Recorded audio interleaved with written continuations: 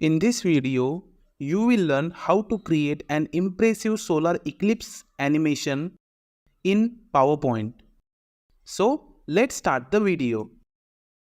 Click on right button, go to Format Background, choose a dark background to represent space.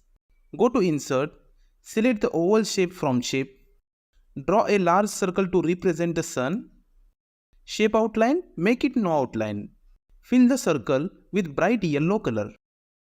Go to Effect and select this glow variation from preset. Also change the color. Then align center and align middle.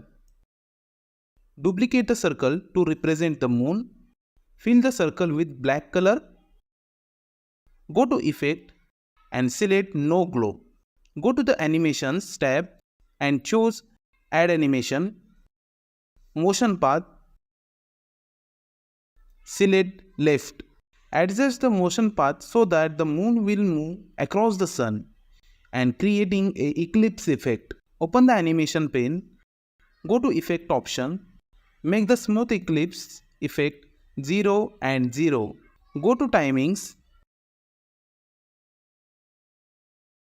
and adjust the duration 25 seconds. Do it if only you want to repeat it.